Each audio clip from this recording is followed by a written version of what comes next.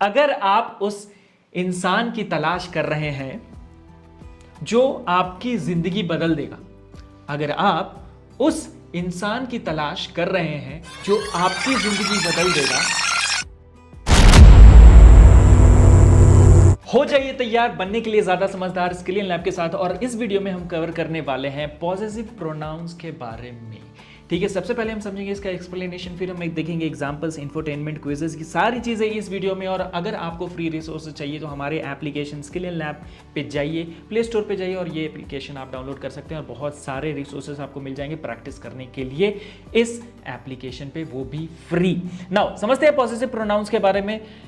Possessive pronounce show ownership और possession, है ना। सिंपल ओनरशिप के बारे में जब भी हम बात करते हैं तो वहां पे पॉसेसिव प्रोनाउंस का यूज करते हैं। Examples include mine, ours, yours, his, hers या फिर देयर्स। ठीक है, अब इसका एक बार एग्जांपल देखते हैं ताकि आपको ज्यादा क्लैरिटी आ जाए। दिस बुक इज माइन, जैसे मैंने अगर बोला कि ये मेरा बुक है, दिस बुक इज माइन, तो मतलब यहां पे मैं क्या कर रहा हूं, ओनरशिप दिखा रहा हूं अपना। ठीक है, अपना हक दिखा रहा हूं इस बुक पर।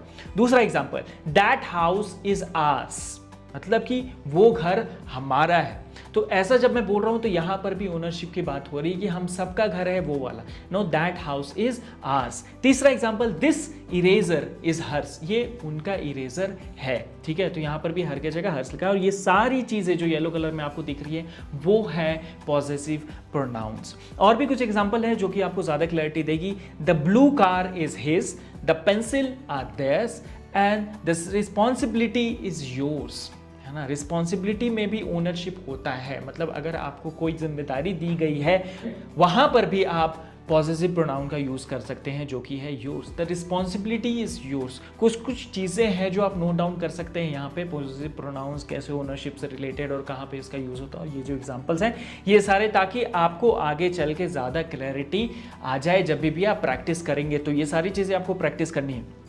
सो possessive pronouns usually follow the nouns that they refer to, मतलब पॉसेसिव प्रोनाउन जो है वो नाउन्स को फॉलो करती है, मतलब नाउन के बाद आती है। जैसे कि ये एग्जांपल में आप देख रहे हैं, द ब्लू कार, ये ब्लू कार जो है वो क्या है, नाउन है। Is his, the pencils are theirs, ऐसे करके। तो नाउन के बाद में ही आता है पॉसेसिव प्रोनाउन। ठीक है, तो कहीं पे अगर आपको लिखा हो और पूछे कि पॉसेसिव प्रोनाउन कहाँ है, तो आप देखो नाउन कहाँ है, क्योंकि नाउन के बाद ही आपका पॉसेसिव प्रोनाउन आता है। Follows the nouns they refer to, जिसको भी वो रेफर कर रहे हैं, जैसे कि ब्लू कार को रेफर कर रहा था, है ना, ऐसे।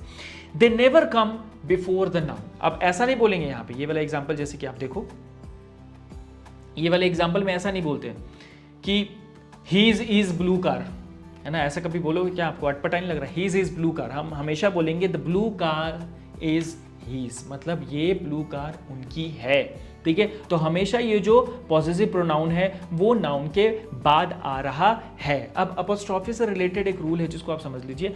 अपोस्ट्रोफीज are not used in possessive pronounce.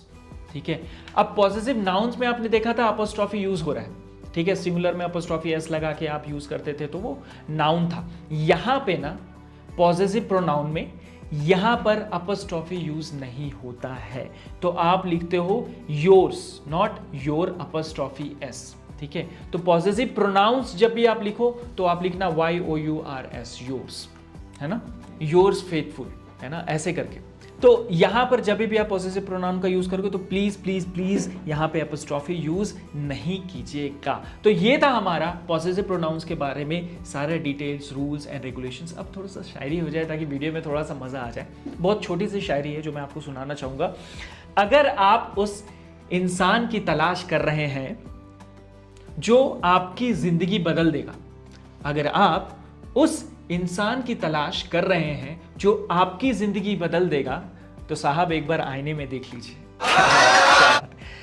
Now इसको सुनने के बाद अब एक बार इंफोटेनमेंट देख लेते हैं जहां पर कैसे विराट कोहली ने यूज किया है पॉसेसिव प्रोनाउन को। एक बार फिर से प्ले कर देता हूं।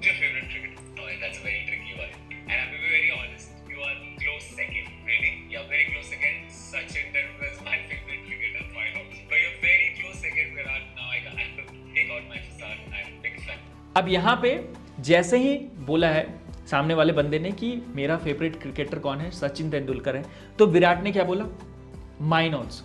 मतलब यहां पर भी पॉसेसिव प्रोनाउन का यूज कर रहे हैं जो कि है माइन, जो कि ओनरशिप दिखा रहा है। ठीक है, नाउ बातें हो गई बहुत सारी, अब चलते हैं हम क्विज की तरफ।